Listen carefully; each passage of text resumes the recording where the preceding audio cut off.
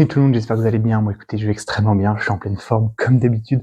Aujourd'hui on est là pour l'avis plus ou moins définitif, et encore une fois, ce n'est que mon avis de Dungeon Fighter, deuxième édition.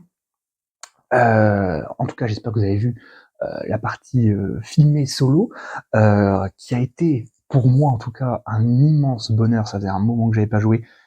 Et je n'avais vraiment la vidéo teasing, en tout cas que j'avais essayé de faire un petit peu, ne mentait pas, c'était effectivement le cas. Je n'avais jamais fait de GD comme j'ai fait durant la partie. Je vous la tease ici, vraiment parce que malgré le fait qu'il y a un petit truc, je ne vais pas tout spoiler, pour ceux qui ne l'auraient pas vu, pour ceux qui tombent sur cet avis par hasard, parce que j'ai remarqué qu'il n'y avait pas tant que ça d'avis, en tout cas français, sur ce jeu.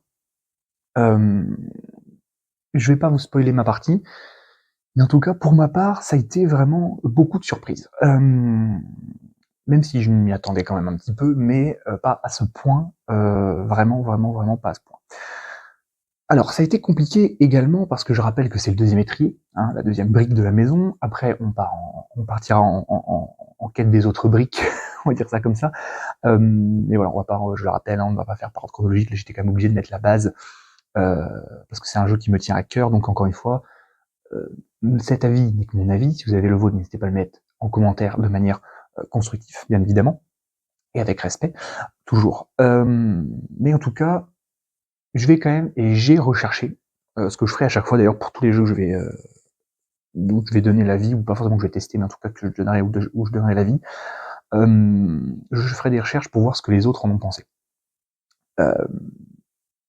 Dungeon Fighter, je vais avoir un peu la même problématique que pour notre ami Nils Sabor. Parce qu'en fait, comme le jeu est lui-même un concept, c'est-à-dire que je connais aucun autre jeu qui fait ce qu'il fait. Ça a été compliqué de trouver les points négatifs. Maintenant, il y a un point négatif qui est un petit peu simple, mais que je vais quand même citer. Voilà, quelques petits trucs, mais ce serait vraiment, il y a quelques points négatifs, mais c'est plutôt du pinaillage sur quelques petites choses. Mais sinon, globalement, c'est quasiment du bon. Voilà, je voulais mettre au clair avant de démarrer cet avis. Donc, on va commencer par les points négatifs. Normalement, vous verrez un petit changement, je mettrai un petit, je sais pas où, sur la vidéo, ça peut être en haut, ça peut être en bas, enfin voilà, ça sera quelque part, pour vous indiquer un petit peu où on en est au niveau du, pas forcément le timecode, mais un petit logo point négatif, point positif. Donc on va commencer par les points négatifs. Alors, point négatif, on va commencer par mon point négatif que j'ai trouvé, là pour le coup c'est plutôt du pinaillage, parce que c'est moi et c'est ma vision. L'idée de la cible est bonne. Maintenant, ce qui me dérange, ce que j'ai un peu du mal avec ça, c'est le côté l'usure. Alors ça se voit pas forcément dans la vidéo, moi après je le sais, c'est qu'en fait, vous avez vu, donc ça se déclipse, en fait c'est un petit puzzle. Le problème de ça, alors c'est cool parce que du coup, il n'y a pas le côté pli qui fait que le plateau de jeu du coup peut avoir un léger décalage. Mais par contre, en contrepartie, c'est que c'est très fragile, et du coup, il y a des parties, en fait, à force de faire du clac clac clac, de l'enlever, de remettre, de l'enlever, de remettre, ça s'use. Les bouts, en fait, se décollent un petit peu. Alors, c'est tout bête. Au pire, je recollerai un peu, mais c'est vrai que du coup, ça a tendance à s'user un petit peu au niveau des jointures, etc. Mais encore une fois, là, c'est vraiment du pinaillage, histoire de trouver un petit truc qui soit de ma personne, parce qu'après le reste, franchement, en tout cas de ma personne, je ne vois pas de point négatif. Maintenant, quand on regarde sur internet, on peut tomber sur des avis ici et là qui disent qu'en gros, le jeu est effectivement très difficile. Et effectivement, je ne vais pas leur jeter la pierre, le jeu est très difficile. Maintenant, j'ai envie de dire, à l'époque du numérique et des IA d'une manière générale qui commencent à se développer, ça prend, allez quoi, 15 minutes, et encore j'exagère peut-être un petit peu, de faire une recherche simple, de voir un petit peu les avis ou de regarder une petite vidéo rapide de qu'est-ce qu'il y a dans la boîte et comment fonctionne le jeu. ou au pire, voilà, ChatGPT ou autre, pour avoir des infos écrites, si on veut pas forcément démarrer une vidéo, mais voilà. Trouver du contenu, c'est très simple. Donc dire qu'après, venir pleurer en disant: «J'ai acheté le jeu, mais je me suis rendu compte qu'il est difficile», encore, moi quand je l'ai vu, le jeu, je rappelle, je n'ai pas pris la peine de regarder. J'ai regardé la boîte et je me suis fié à la boîte, c'est tout. Vous pouvez m'en vouloir qu'à moi de pas avoir pris ces recherches-là, mais là, je vous le dis, dans d'autres, mais pour d'autres jeux, c'est pareil. Prenez le temps de dire, ok, ce jeu m'intéresse, mais regardons un petit peu ce qu'il y a dans la boîte, regardons un petit peu rapidement, mais pas obligé de rester 1 heure, mais quelques minutes de gameplay, voir un peu comment ça se joue, vite fait, ou trouver un article qui en parle, ou trouver un avis, etc., écrit ou autre. Donc, faut pas hésiter à faire ça.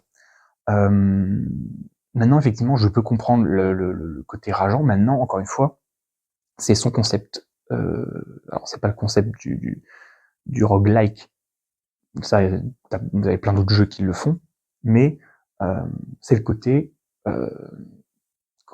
dextérité qui rentre en ligne de compte. Mais ça, j'ai envie de dire que c'est presque indiqué sur la boîte, c'est-à-dire qu'on a juste à retourner la boîte et on a l'info. C'est vrai que si on regarde simplement comme ça et qu'on connaît pas la première édition, parce que je pense que la première édition avait déjà ça, c'est vrai que c'est pas marqué. C'est pas marqué sur la boîte. Maintenant, quand on le retourne, on comprend un petit peu mieux. Voilà. On sait que ça va être un peu plus chaud qu'un jeu de dés classique. Donc, voilà, je voulais mettre ça au clair.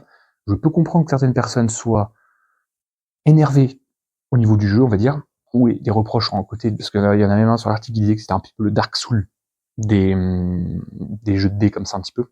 Je peux complètement comprendre, parce qu'effectivement, le côté extérité fait qu'on est, déjà, on a l'air complètement débile, mais ça c'est le but du jeu et c'est trop drôle. Mais c'est vrai que le côté de on rate des GD, on rate des GD, on rate des GD, c'est vrai que c'est un peu compliqué. Et ce qui est encore plus rageant, c'est que ce qui peut être un point négatif aussi, ça je le note que maintenant, c'est qu'effectivement on se sent obligé quand même d'avoir des dés bonus. Et les dés bonus coûtent extrêmement cher. C'est vrai que ce qui est un peu dommage, c'est qu'on ne peut pas aller récupérer les dés color, les dés de couleur, sans prendre de dégâts. Maintenant, il fallait bien mettre une difficulté supplémentaire. C'est comme ça, on n'y peut rien, c'est la règle du jeu. Voilà, est-ce qu'ils auraient peut-être dû mettre un prix plus bas pour les dés bonus, ou alors garder le prix mais avoir la possibilité d'en récupérer plus au cours de la partie, au cours des donjons, au cours des pièces, parce qu'effectivement il y a très peu de pièces qui nous donnent des bonus. À voir un petit peu, c'est aux avis de chacun. Je crois que dans l'article, alors j'ai pas tout lu, mais j'ai surtout vu son avis, mais je crois que de mémoire, dans l'article que j'ai lu, lui, il a adapté les règles. Alors je sais plus comment, je pourrais pas vous dire, mais je sais qu'il a adapté les règles pour les rendre un peu plus simples.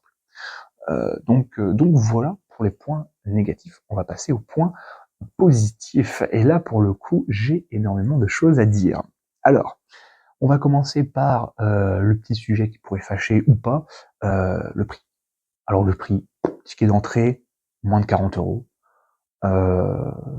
voire même moins de 35 de mémoire. Hein. J'ai pas revu le prix avant de tourner, mais si on a moyen de l'avoir avec les 10% de mémoire, on tombe à moins de 35, je crois. C'est pas du vol. C'est pas du vol, le ticket d'entrée est parfait. Beaucoup de cartes, beaucoup de choix choix, entre guillemets, mais de chances de tomber sur du loot intéressant, quoique, voilà, mais ça rajoute aussi le côté sel un petit peu en disant on a envie d'avoir une carte, le loot ultime, et on l'a pas. Ça peut vraiment, voilà, nous influencer évidemment dans nos choix.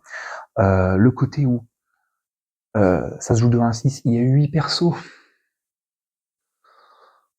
Qu'est-ce que j'aimerais que... Alors, heureusement, il y a beaucoup de jeux qui font ça, hein, qui font en sorte qu'il y ait un petit pool de persos qui peut être choisi, mais j'ai encore quelques jeux où on a tant de persos, et si on veut avoir tant de persos, faut passer au tiroir caisse pour avoir la possibilité de...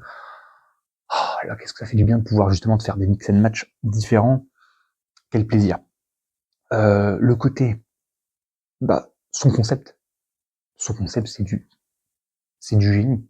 Rien que déjà le fait de devoir faire en sorte que le dé tape la table avant d'arriver sur le plateau, rien que ça déjà.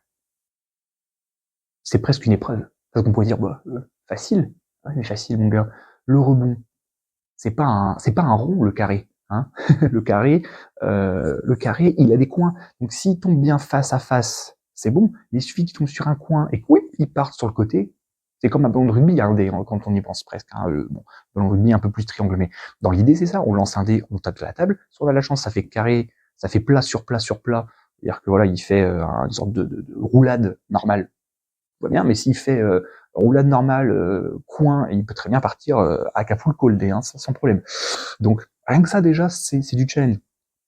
Et puis après le côté où on additionne, du moins si on peut, les sortes de malus ou les côtés le côté dextérité. Alors on a l'air d'un con autour de la table, mais qu'est-ce que c'est fun, surtout quand on y arrive, quand on se dit oh ça y est j'ai réussi, et qu'on voit que par exemple ça tombe sur un 1, on fait un pouf dégât après avoir enfin réussi à lui faire un trou. Enfin, les émotions de ce jeu, on a limite l'impression de faire son sport. Moi je peux vous dire que quand j'ai tourné la vidéo Partiso, ça faisait longtemps que j'avais pas joué, j'étais lessivé. Pourtant la vidéo de mémoire elle fait après montage, elle fait plus d'une heure, ou une heure quasiment tout pile. Moi à la fin j'étais lessivé. Bon après en même temps parce que je fais le show, etc. Mais c'est vrai que voilà, fallait s'accroupir, fallait machin, fallait truc. Enfin voilà, il y a tout un truc parce qu'on on doit des fois s'accroupir, on doit des fois faire le coude, on doit des fois faire la tête. Enfin on doit être non c'est un jeu de tous les instants, donc c'est vraiment très très fun et c'est un concept de qualité de génie. Faudrait en voir presque plus des comme ça. Alors après, bien évidemment qu'il faudrait que ça soit adapté. Là c'est vrai que comme on est dans un monde un peu médiéval, un peu what the fuck, ça se prête bien. Dans le contexte, ça se prête bien. Donc c'est vrai que c'est plutôt cool. Le thermoformat, j'en ai pas parlé, pour un jeu de ce prix-là, on va dire, c'est plutôt cool d'avoir un thermoformage qui est parfait. C'est-à-dire qu'on n'a pas de surprise. Tout est bien. Alors, j'aime bien aussi le côté petit pion un peu en 3D qui sont assez sympas, les petits cœurs, que ce soit pour les ennemis ou pour nous, c'est vachement bien. Voilà l'idée voilà de la cible avec même des trous à l'intérieur, pas simplement une cible bête et disciplinée. Ce côté voilà, il y a les os qui peuvent nous gêner, il y a les trous également. Enfin voilà, il a tout pour plaire. Et c'est vrai que par contre, je le recommanderais pas à 100% comme je l'ai fait pour 1000 sabords. Je pense que je le recommanderais, à mon humble avis, je reste sur une fourchette. Je me restreins, non, je fais en sorte de le descendre un peu plus parce que j'aurais bien voulu le recommander à 98%. Mais à mon avis, il y a le côté dextérité qui peut rentrer dans un point négatif parce que c'est vrai qu'il y a le côté faut s'accroupir, donc c'est vrai que une personne un peu plus âgée, forcément pas évident, ou même un enfant, pas trop envie de lui dire allez Billy, lance le dé avec ta tête en faisant un saut et machin. Je pense qu'en avis, peut-être l'enfant en aura peut-être marre au bout d'un moment, j'en sais rien. Mais en tout cas voilà, donc. Mais il y a aussi le côté difficulté où quand je vois l'âge de la boîte 8 ans et plus, je me dis, les mecs, je sais que ça fait partie des lois, etc. Vous êtes obligés, mais là, vous auriez peut-être dû mettre un chouïa plus. Je dis ça, je dis rien. Mais voilà, c'est vrai que je le recommanderais plutôt à 95%. C'est-à-dire que je laisse 5% des gens qui, à mon avis, seraient plutôt réticents de par sa difficulté, de par son côté rageant, parce que on a envie d'y arriver, on a essayé d'avoir toutes les clés en main, mais il suffit qu'on ait un GD spécifique qui veut pas, je sais pas, il y a le côté où, je sais pas, on doit faire un 360 et lancer le dé de loin de la table. Enfin, il y a plein de choses qui peuvent rentrer en ligne de compte. Donc c'est vrai que je ne peux pas le recommander à 100% des joueurs, ça c'est pas possible. Ça pour moi c'est pas possible. Ceux qui vous disent, en tout cas je le recommande à 100% des gens, sont des menteurs. Je le dis clairement, j'ai pas peur. C'est pas possible parce qu'il y a le côté difficulté et le côté dextérité qui est et le côté lancer de dés qui est encore plus exacerbé parce qu'il y en a certains qui disent ouais mais j'en ai marre que tous jouent au coup de dés. Là c'est démultiplié par le côté G de dés de dextérité. Avec de la dextérité. Alors ça peut arriver qu'il n'y en ait pas, mais c'est extrêmement rare d'avoir une salle avec aucun effet et un monstre avec aucun effet côté gestuel, côté malus on va dire de lancer de dés. Or le côté table, hein, ça c'est toujours le côté table, c'est normal. Mais voilà, donc malheureusement le jeu je le recommanderais pas à 100%, je le recommanderais à 95% des gens. Voilà un petit peu pour mon avis sur Dungeon Fighter 2e édition. Si jamais vous avez d'autres choses qui vous viennent en tête que je n'ai pas forcément dit, n'hésitez pas à le mettre en commentaire. Comme ça va me permettre aussi de me refaire un avis. Donc n'hésitez vraiment pas à faire ça. regardez, voilà, de dire votre avis en commentaire également. Nous, en tout cas, la prochaine fois, on se retrouve pour d'autres aventures. En attendant, croyez toujours en l'âme BD, c'est très important. Je vous dis à la prochaine. Allez, bye.